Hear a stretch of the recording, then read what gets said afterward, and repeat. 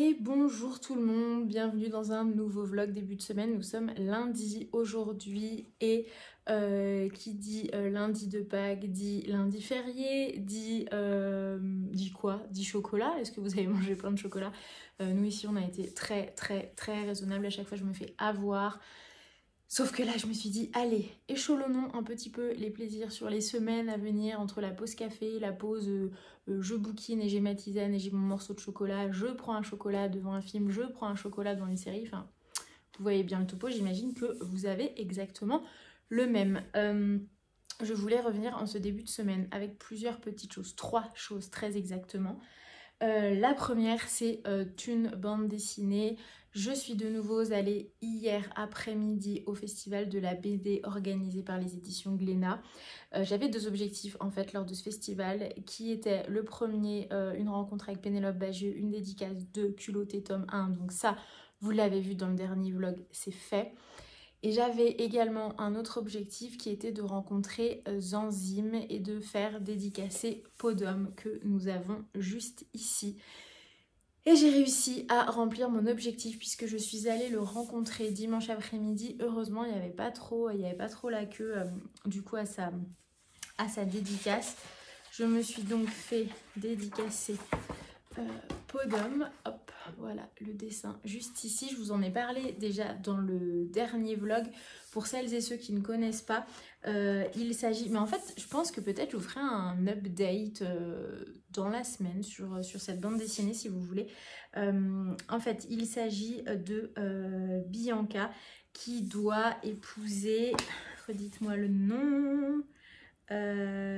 Giovanni. Oui, c'est ça. Bianca qui doit épouser Giovanni. Donc ça se passe à la Renaissance. À la Renaissance, les jeunes filles, on leur désigne un futur époux sans leur demander leur avis. Et donc Giovanni est destiné à Bianca. Et Bianca, pour connaître un petit peu plus Giovanni, elle décide de revêtir une peau d'homme. Et voilà, par ce fait, elle devient Lorenzo et elle rentre dans le milieu des hommes pour tenter de d'apprendre à connaître Giovanni.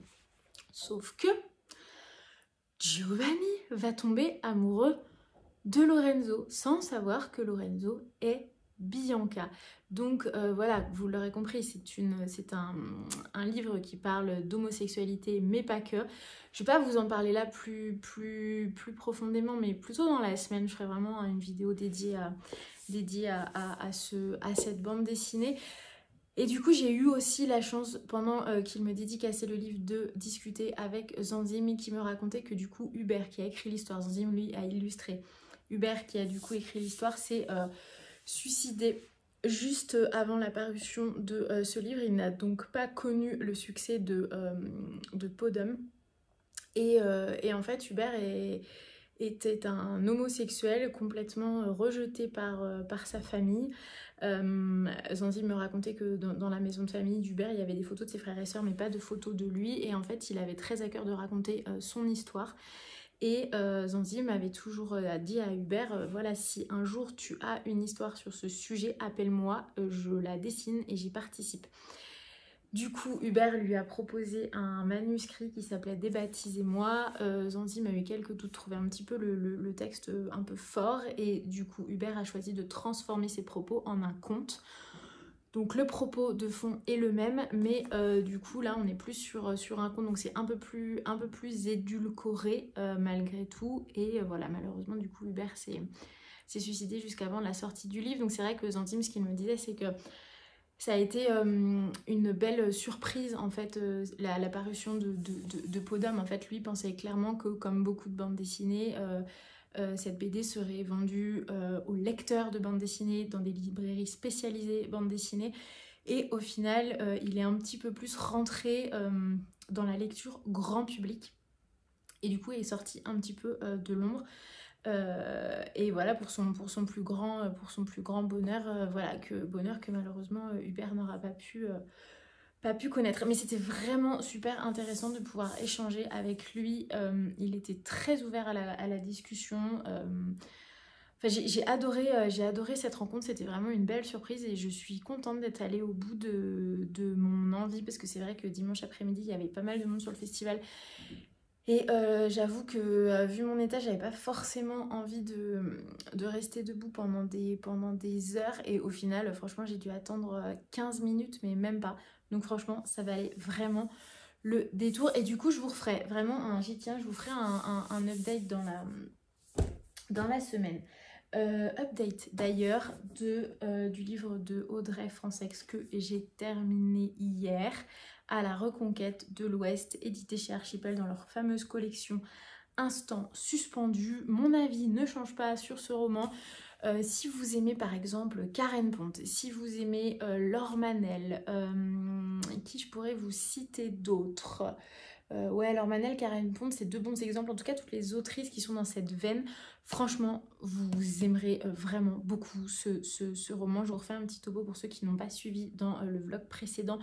Nous suivons Gwen et Manu. Gwen et Manu, c'est un couple qui a à peine 40 ans. Ils ont 2 enfants, Arthur et Thomas, des adolescents. Et Gwen et Manu n'arrivent plus à se retrouver et dans l'intimité et dans le quotidien. Enfin, vraiment, c'est un couple qui est complètement à la dérive, qui n'arrive plus à s'embrasser, qui n'arrive plus à se toucher, qui n'arrive plus à communiquer. Enfin, c'est vraiment la débandade totale. Et il faut savoir que du coup Manu, lui, est originaire de Lille. Gwen qui s'appelle Gwenola Kermarek, est originaire de Bretagne. Et Gwenola, il y a plus de 10 ans, a coupé complètement les ponts avec sa famille qui voulait lui imposer un destin qu'elle ne souhaitait pas. Et du coup, elle a décidé de partir vivre à Lille avec Manu et de fonder sa propre famille. Séparation familiale, du coup, qui est assez jusqu'au boutiste, hein, puisque les parents de Gwenola ne connaissent pas ses enfants Arthur et Thomas et ne connaissent même pas Manu, son mari. Et Manu, lui, du coup, ses parents sont décédés et il a vraiment beaucoup de mal à vivre avec ça. Et il décide, en fait, un petit peu pour sauver son couple, c'est un peu le coup de poker de la dernière chance, de partir pour un voyage surprise en Bretagne pour nouer des liens avec sa belle famille, en espérant que Gwen renoue aussi des liens avec sa famille et du coup renoue des liens avec Manu. Sauf que bien entendu, comme vous vous en doutez, ça ne va pas passer, ça va pas se passer comme prévu. Donc les deux fistons, Arthur et Thomas, sont tout de suite adoptés par la famille Kermarek sans aucun souci. Gwenola, ça va être un petit peu plus compliqué, mais ce qui est très intéressant en fait dans ce livre, c'est que se tisse vraiment une toile familiale absolument passionnante. C'est-à-dire que vraiment tous les personnages sont... D'ailleurs au début j'avais un petit peu de mal à me repérer entre Jacques, Nina, Nils, Fiona, Swazik, Alain, enfin il y a plein de personnages, il y a les oncles, les tantes, les grands-parents d'un côté, de l'autre côté, enfin il y a plein de monde. Mais au final, ce qu'il faut comprendre, c'est que c'est une famille très très très particulière et c'est surtout un clan. C'est-à-dire que vous allez encore vous dire, non mais l'autre avec son Écosse, elle commence à nous pomper un peu le système. Mais j'ai vraiment eu l'impression d'être dans un clan écossais. C'est-à-dire qu'il y a Alain Kermarek, le père de Gwenola, qui régit un petit peu toute sa famille, son domaine breton et son manoir, où personne n'ose trop l'affronter, où il a une idée bien précise où doit se positionner la femme, où doit se positionner ses fils.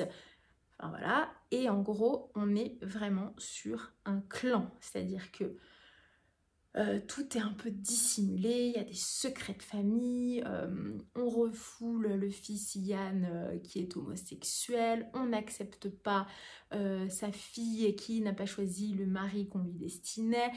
Voilà, on garde un petit peu la mamie prisonnière de ce manoir parce que soi-disant elle a Alzheimer. Enfin, voilà, c'est un peu des histoires de famille sous couvert de thématiques, voilà, de couples qui malheureusement subit le quotidien, d'acceptation de l'homosexualité, d'acceptation de la place de la femme quand on a 60-70 ans et que on a vécu avec une éducation qui fait que bah non, en fait la femme c'est au fourneau, ça s'occupe des enfants et ça n'a rien d'autre à faire que ça.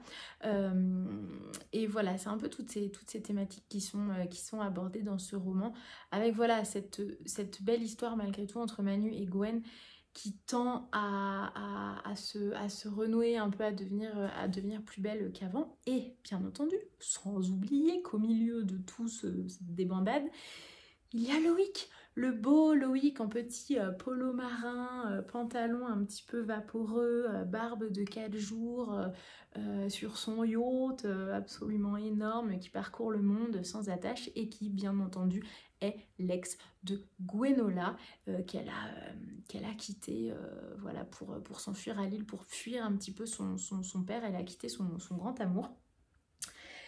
Son grand amour qui voulait l'emmener où à l'époque? Je vous donne dans le mille, sur l'île de Skye, en Écosse. Voilà, donc au final la boucle est bouclée, hein. Vous voyez, je ne le fais pas exprès, l'Écosse est de nouveau parmi nous sans que j'y n'y sois pour rien.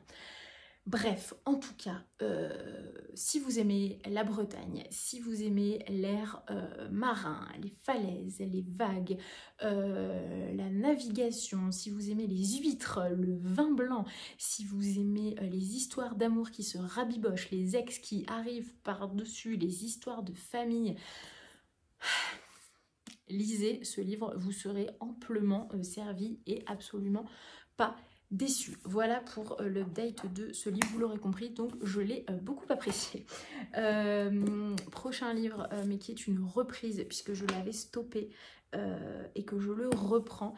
Il s'agit de Ainsi se brise la ligne de Marie Battinger. Manon en a fait un super update si ça vous intéresse dans son dernier vlog, donc son compte sur YouTube et Instagram, ce sont les lectures de Manon. Voilà, où il est question d'une jeune femme, Emma, qui du coup a 23 ans et se réveille à l'hôpital. En fait, elle a complètement oublié les 5 dernières années de sa vie. Donc pour elle, en fait, elle vient juste de passer le bac, elle est encore amoureuse de son amie d'enfance. Elle est comédienne, enfin non, elle veut devenir comédienne. Enfin, en gros, voilà, elle est revenue 5 ans en arrière et les 5 ans qui suivent, elle ne s'en souvient absolument pas, alors qu'elle est censée habiter à Paris, être un peu une comédienne ratée qui cumule les petits boulots. Enfin, la relation avec ses parents est bizarre alors qu'avant ça allait. Enfin, vraiment, voilà. Est-ce que le mot débandade va revenir aussi pour décrire ce livre? Parfaitement, c'est la débandade aussi pour Emma dans Ainsi se brise la ligne, qui cette fois-ci n'est pas un roman d'amour, mais un thriller, puisque bien entendu elle se retrouve à l'hôpital avec cette amnésie, puisque en fait elle a eu un accident de voiture avec sa sœur, qui, on le comprend rapidement, est une danseuse classique hors pair, mais qui malheureusement se retrouve suite à cet accident avec quelques séquelles, alors qu'Emma s'en sort plutôt bien, enfin plutôt bien, avec quand même cette amnésie de 5 ans, mais physiquement ça va.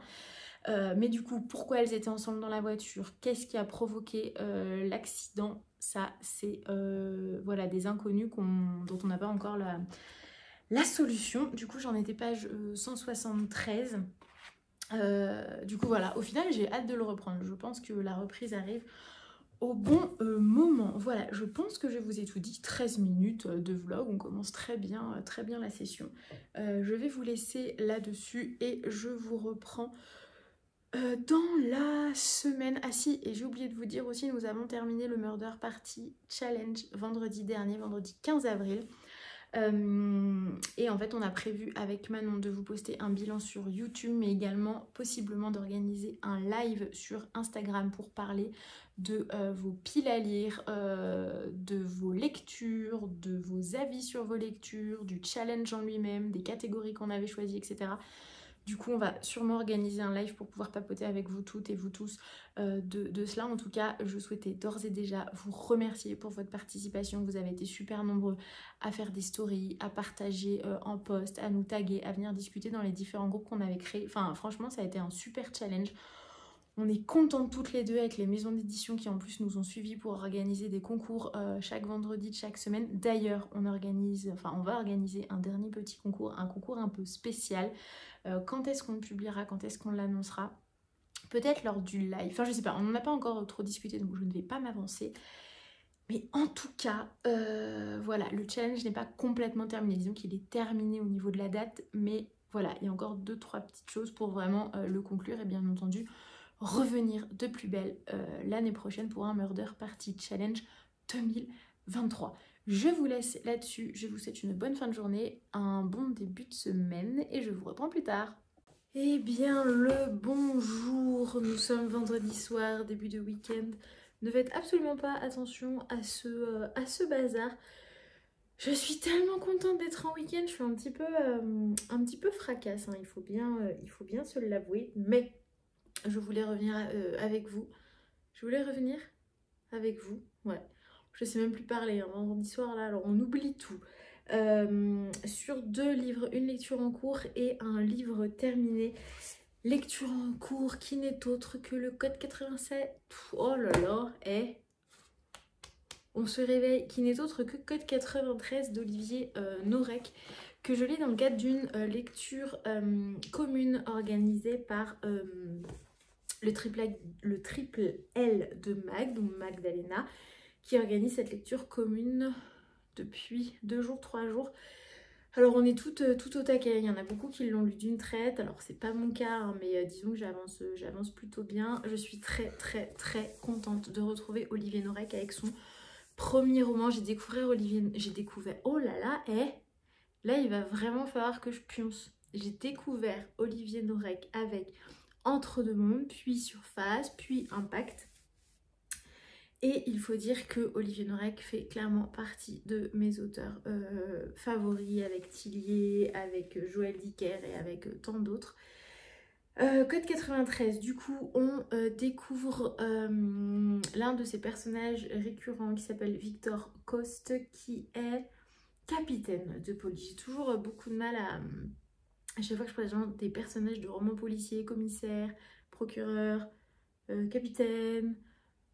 Voilà, il y en a quand même plutôt pas mal des statuts. Et en gros, il retrouve un cadavre qui porte un pull a priori criblé de balles.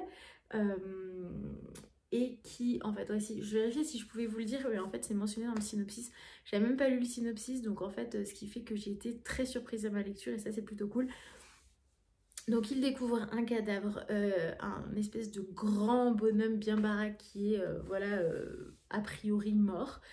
Ils font venir le médecin qui constate le décès puisque aucun pouls n'est détecté, et une fois à l'institut médico-légal, la médecin légiste commence à entailler les mollets du cadavre, et là d'un coup le cadavre se réveille. Wouhou, ça commence assez fort. Et du coup, il y a 2 histoires parallèles qui vont se mêler. Pour le moment, je ne vais pas non plus vous en dire plus, puisque j'en suis au moment où Victor Coste commence...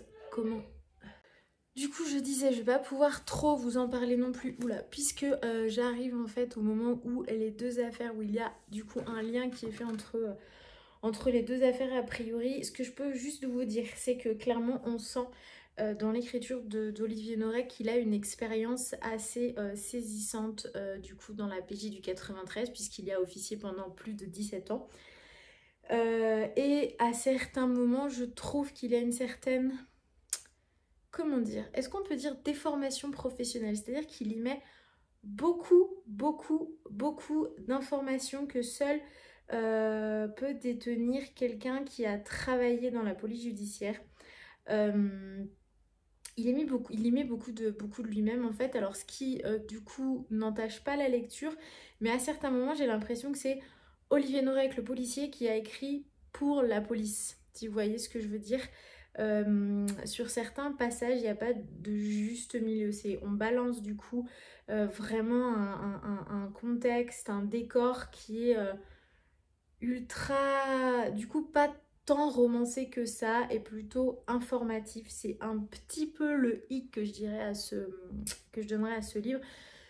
Mais hormis ça, voilà, c'est du Olivier Norek en puissance, ça passe comme une lettre à la poste, les pages défilent, enfin c'est vraiment une excellente lecture. Je passe un très bon moment, même si c'est un tantinet trash, hein. Pourtant j'ai l'habitude avec Tillier du trash, mais là, ouais, il y a des trucs quand même un peu où on se dit...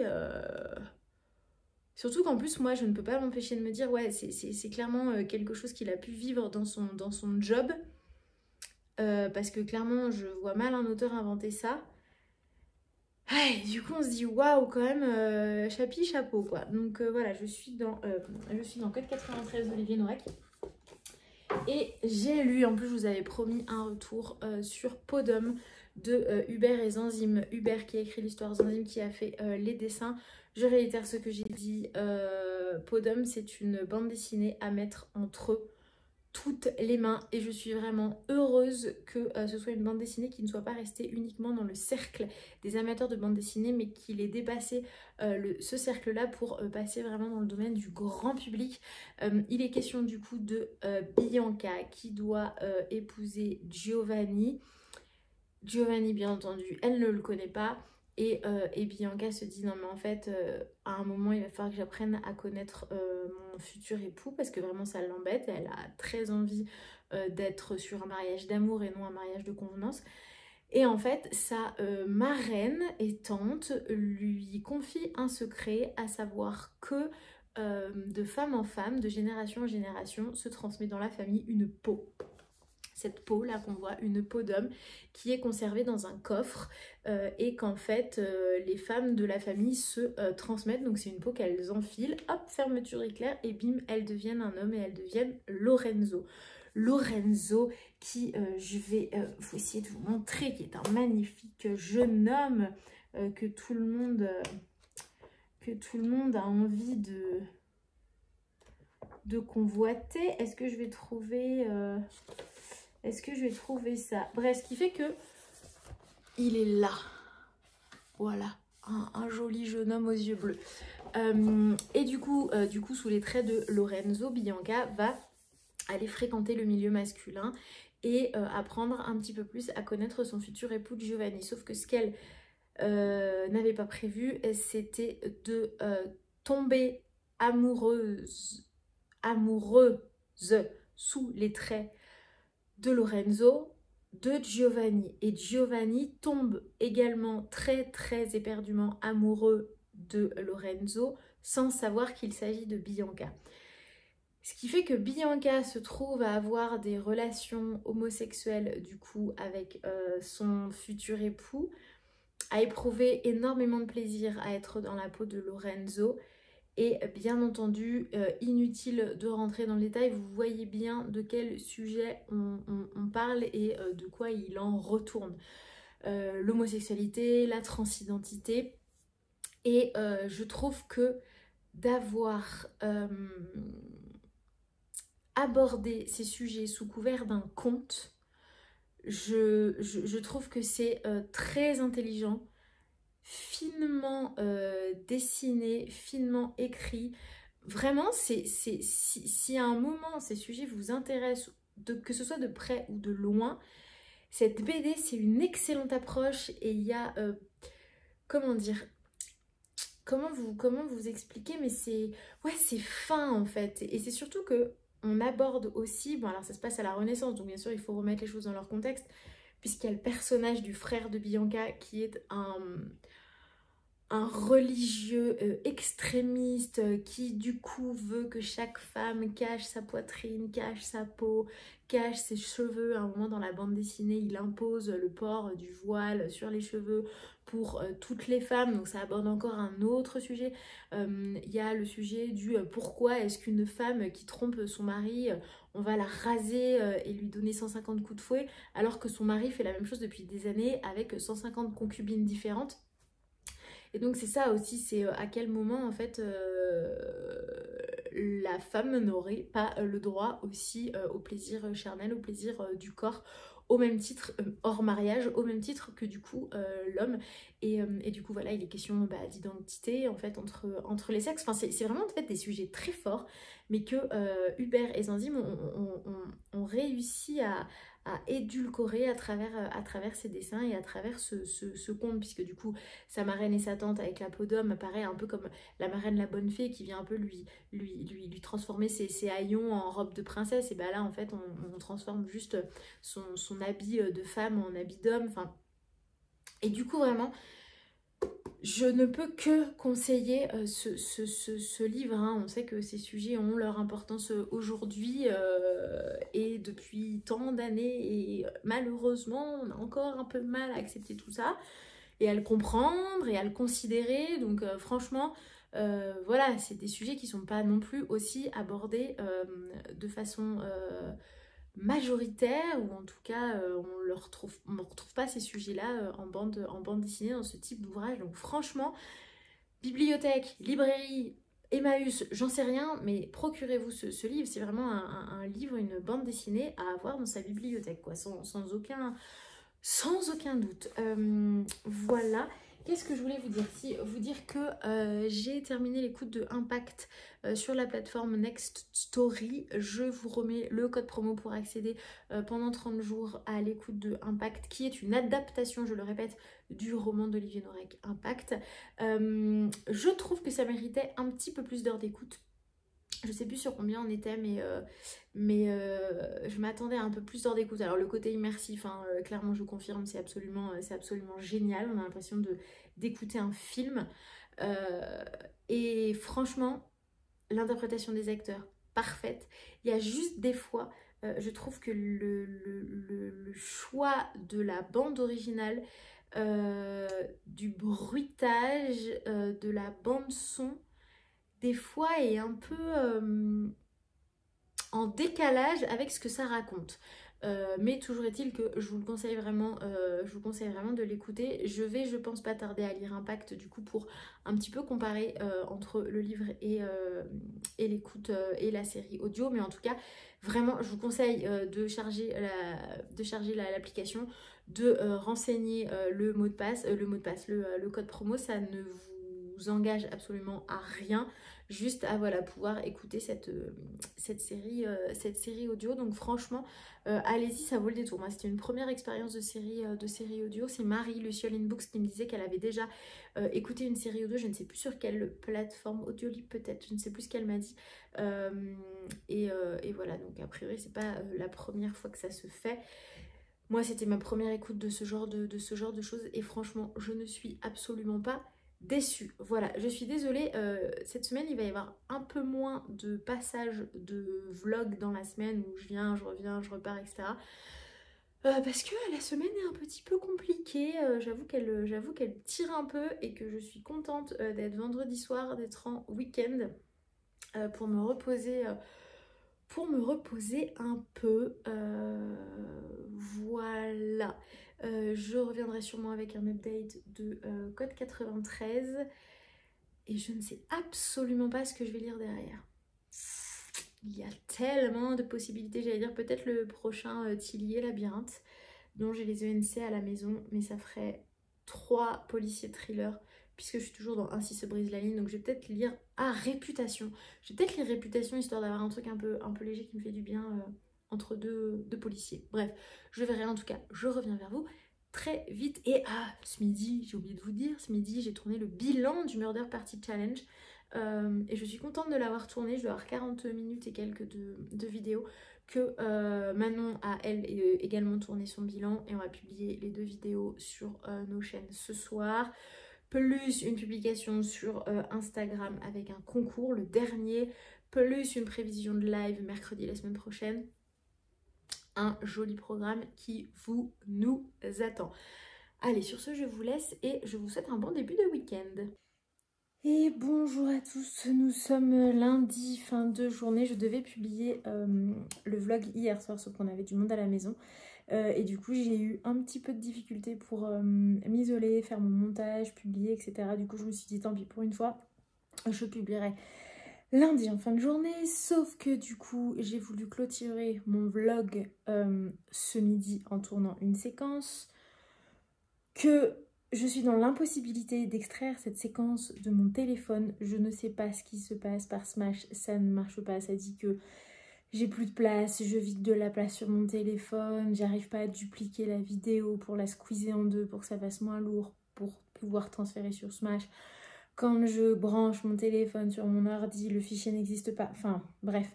Du coup, je me retrouve dans l'obligation de retourner cette séquence. Je vous disais ce midi que je voulais vous parler d'un film que je suis allée voir qui est absolument génial. C'est le dernier, c'est Cédric Klapisch. Cédric Klapisch, c'est, rappelez-vous, notamment Les Poupées Russes,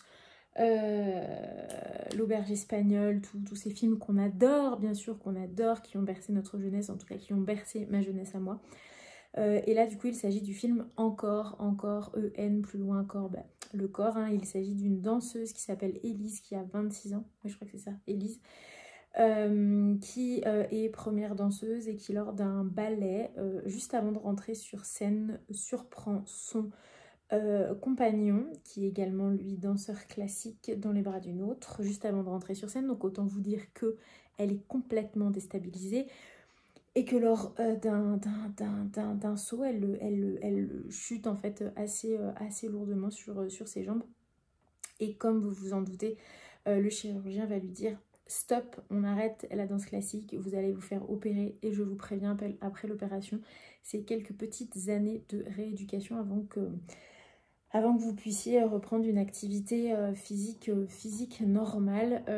Du coup, elle est un peu dépitée, forcément, c'est un peu sa vie, c'est un peu sa profession. Elle a que 26 ans, elle n'a pas envie d'être une danseuse classique d'ores et déjà sur le carreau. L'heure de la retraite n'a pas encore sonné pour elle. Et du coup, elle rencontre une ancienne danseuse classique qui lui propose de l'accompagner, elle et son compagnon, dans une résidence d'artistes en Bretagne sur les bords de mer. Résidence d'artistes tenue par Muriel Robin. Et en fait, le couple là-bas s'occupe du catering en fait pour toutes les personnes, les artistes qui viennent en résidence. Et du coup, Élise va aller aider du coup en cuisine ce couple-là. Et il se trouve que dans cette résidence, au moment où Élise y est accueillie une compagnie de danse contemporaine, chapeautée par un danseur et chorégraphe israélien, mais qui existe vraiment, qui du coup interprète son propre rôle dans le film, dont j'ai perdu le nom. Bref, toujours est-il qu'Élise va reprendre un peu goût et va se réconcilier avec ce corps-là qui lui fait défaut pour le moment. Et elle va découvrir la danse contemporaine. C'est un film, alors moi je suis ex-danseuse, donc autant vous dire que ce film me parle, mais à un point que vous n'imaginez même pas. Le côté danse classique, on passe d'une pratique très académique et qui met le corps en souffrance à une pratique plus contemporaine où au contraire on libère le corps, on libère les gestes, on libère les émotions et on essaye comment dire, de se laisser habiter par la musique et les sons. Et la musique, parlons-en quoi, c'est la bande son, elle est incroyable. Qu'est-ce qui fait ce bruit là? La bande son, elle est absolument incroyable, elle est très ethnique, beaucoup de sonorités, comment je pourrais dire, beaucoup de percussions. Enfin vraiment, j'ai chopé du coup sur Spotify la bande originale et elle tourne un petit peu en boucle depuis que je suis allée voir le film. L'interprète de la danseuse d'Élise, je crois que c'est Marion Barbeau, je crois que c'est ça, qui est du coup danseuse à l'opéra de Paris et qui forcément interprète aussi son propre rôle, même si le prénom change. Premier rôle pour elle d'ailleurs au cinéma, et alors elle s'en sort avec un naturel assez déconcertant. Enfin bref, si vous tombez sur ce film Encore, allez-y les yeux fermés. Voilà. Je voulais revenir également sur un update lecture avec Code 93 d'Olivier Norek. Code 93 Olivier Norek. Mon avis ne change pas des masses. J'ai passé un excellent moment. J'ai été ravie de découvrir le premier roman d'Olivier Norek. Et déjà, on y décèle le talent de l'auteur, clairement, même s'il a nettement évolué. Par exemple, avec Entre deux mondes, je trouve que son écriture est beaucoup plus fine, beaucoup plus... Est-ce qu'on pourrait dire élégante? Est-ce que c'est le mot? Ouais, on peut dire ça, un peu élégante. Là, on va dire que c'est vraiment, comme je vous le disais précédemment, c'est un policier, ex-policier, je parle d'Olivier Norek, qui du coup vient avec ses gros godillots de policiers nous éclabousser un peu au visage pour dire « Allez, je vous balance un peu les dossiers que j'ai vécus, un peu les plus trash, et prenez ou ne prenez pas, mais voilà quoi. » Il n'y met pas de rondeur, quoi. C'est très... c'est vraiment le professionnel là qui écrit. Donc il y a des côtés vraiment très trash. Pour rappel, du coup, est découvert le corps d'un homme qui est envoyé du coup à l'Institut médico-légal au moment où Léa, la médecin légiste, entaille les mollets du mort, le mort se réveille, donc le mort n'était pas vraiment mort. Ensuite, il y a la découverte d'un corps totalement calciné. En parallèle, il y a des jeunes femmes qui disparaissent dans des squats, on a vraiment beaucoup de mal à identifier les corps, qui ne sont pas forcément réclamés, dont les dossiers disparaissent. Enfin, c'est un peu, il y a eu aussi beaucoup de mystères dans ces affaires, mais toujours est-il que vraiment, on a des terminologies policières très très précises, avec beaucoup de... Comme on dit, par exemple, il dit pas Institut médico-légal, il dit IML. Enfin voilà, il y a plein d'abréviations. Voilà, j'ai trouvé le mot que je cherchais. Il y a beaucoup d'abréviations dans les sous-couches un petit peu de la police, les différentes spécialités de la police, drogue, prostitution, crime organisé. Enfin voilà, il y a plusieurs branches un peu comme ça de la police qui nous sont un petit peu balancés comme ça, tel un professionnel justement qui parlerait à un professionnel. Or, nous ne sommes que lecteurs et nous ne sommes pas de la police. Mais toujours est-il que ça permet vraiment de s'ancrer dans une réalité qui, des fois, nous fait un petit peu froid dans le dos, il faut le dire. Et aussi, j'ai vraiment apprécié le personnage de Johanna de Ritter. C'est une jeune policière qui débarque du coup dans l'équipe de Victor Coste. Donc Victor Coste qui est du coup le personnage principal, l'enquêteur. Et qui, voilà, est une femme, jeune policière, qui débarque comme ça dans un milieu d'hommes, dans une équipe qui est déjà bien formée, forgée, et du coup, c'est comment elle arrive à s'intégrer, elle, de quelle façon elle arrive à intégrer cette équipe et à faire et prendre sa place. Et ça, j'ai beaucoup aimé cet aspect abordé. Donc, une excellente lecture, et je vais continuer avec la suite, qui est Territoire. Et il me semble que le troisième, c'est Sur tension. Mais bon, on va déjà commencer avec Territoire. En tout cas, merci à Magdalena du compte Triple L de Mag qui du coup a organisé cette lecture commune.